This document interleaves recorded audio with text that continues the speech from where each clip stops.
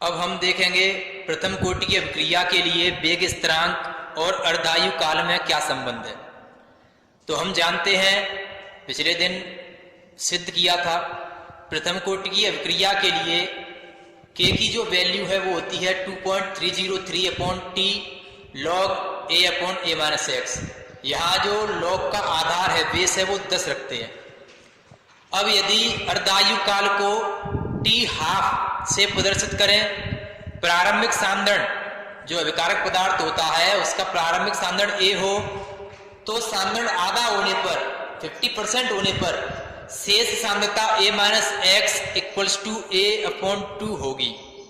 अतः ये जो ऊपर समीकरण है इसमें ये वैल्यू रखेंगे तो k इक्वल्स टू हो जाएगा 2.303 upon t half log A upon A by 2।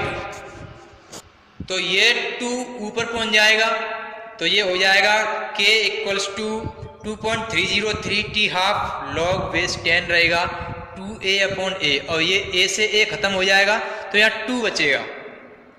Log जब आधार 10 हो तो लॉग 2 का मान होता है 0.303, तब k equals to 2.303 upon t half into 0.3010। इन दोनों का मल्टीप्लाई करेंगे तो इनकी वैल्यू हो जाएगी 0.693। यही अर्धायु काल और वेग स्थिरांक में संबंध है। k बराबर 0.693 और बट्टे में टी हाफ। सवाल है, प्रथम कोटि की अभिक्रिया के लिए सिद्ध करो कि 75% सांद्रण में लगा समय अर्धायु का 2 गुना होता है। यह सवाल अन्य तरीकों से भी आ सकता है, जिनमें कह दिया जाता है कि अभिकारक पदार्थ के 75% सांद्रण में लगा समय और अर्धायु काल में संबंध ज्ञात करो। अथवा कभी कभी यह भी कह दिया जाता है कि सिद्ध करो कि प्रथम कोटि अभिक्रिया में अभिकारक पदार्थ का सांद्रण a/4 शेष रहने में लगा समय अर्धायु का 2 गुना होता है। दोनों ही तरीकों से सवाल को कराएंगे। तो सबसे पहले देखते हैं 75% सांद्रण के लिए। तो जितने प्रतिशत सांद्रण हो रहा है वह हो जाता है x का मान, और जब प्रतिशत में दिया जाए तो a को 100 मानना चाहिए। यह सुविधाजनक होता है। सबसे पहले हम जानते हैं कि k का मान 0.693 बट्टे टी हाफ होता है। अब a बराबर 100 और x बराबर 75 है, तो a माइनस एक्स का मान 25 हो जाएगा। प्रथम कोटि की अभिक्रिया के लिए सूत्र है k बराबर 2.303 बट्टे टी लॉग आधार 10 a बट्टे a माइनस एक्स। तो इस सूत्र में उपयुक्त मान रखेंगे, k का यह मान लिखा जाएगा तो 0.693 upon t half equals to 2.303 t log आधार 10 है, a की वैल्यू है 100 और a माइनस एक्स की वैल्यू है 25। इन दोनों को रखेंगे। 25 से 100 4 बार कट जाएगा, और यहाँ जो 2.303 का गुणा है इधर आके भाग हो जाएगा, t का भाग है उसका यहाँ आके गुणा हो जाएगा, तो log 4 का मान होता है 0.6021। अब t बराबर हो जाएगा, इन संख्याओं को दूसरी ओर भेजेंगे तो ये क्रम से जिसका भाग है उसका गुणा हो जाएगा और गुणा वाली संख्या का भाग हो जाएगा। हल करने पर इसका मान 2 आएगा, तब t बराबर 2 टी हाफ होगा। जो दूसरे टाइप की हम बात कर रहे थे वो बोर्ड पर कर दिया गया है, इसका स्क्रीनशॉट ले लें।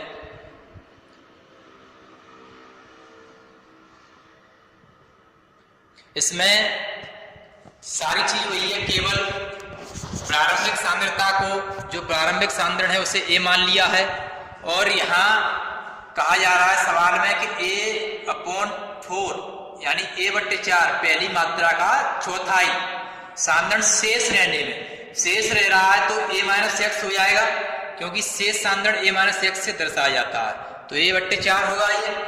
तो ये जो सूत्र है इसमें a माइनस एक्स की जगह पर a/4 लिखेंगे। अब यहाँ t का भाग हो रहा था तो इधर आके गुणा हो जाएगा, और 0.693 यहाँ इसकी जगह आ जाएगा। तो t upon t half equals to 2.303 upon 0.693 log 4। तो इसकी वैल्यू क्या हो जाएगी,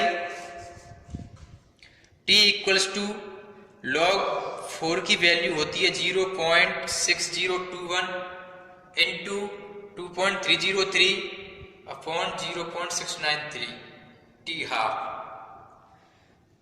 इनका मल्टीप्लाई करेंगे और इसका भाग करेंगे तो ये हो जाएगा 2।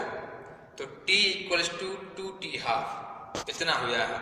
अतः 75% सांद्रण में लगा समय अर्धायु काल का 2 गुना होता है, या प्रारंभिक सांद्रण का 1/4 भाग सांद्रण शेष रहने में लगा समय अर्धायु काल का 2 गुना होता है। इसमें सांद्रण 90% हो चुका है, तो शेष सांद्रण a-x बराबर 10 होगा।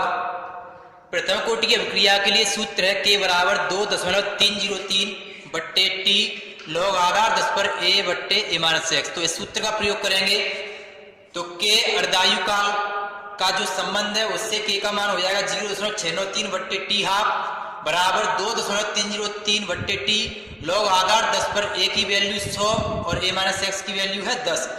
0 से 0 कट जाएगा, 10 बच गया। log 10 का मान होता है 1। यहाँ 0.693 का गुणा है, यहाँ भाग हो जाएगा, और t का भाग है उसका यहाँ पे गुणा हो जाएगा। तो ये हो गया t बट्टे में टी हाफ बराबर 2.303 बट्टे 0.693। अब इसका इसमें भाग करेंगे तो ये हो जाता है 3.32, इसका मान 1। अब यहाँ भागता है इसका हिस्सा रहे गुणा हो जाएगा, तो t बराबर 3.32 टी हाफ। ये संबंध होता है, यही सिद्ध करना था।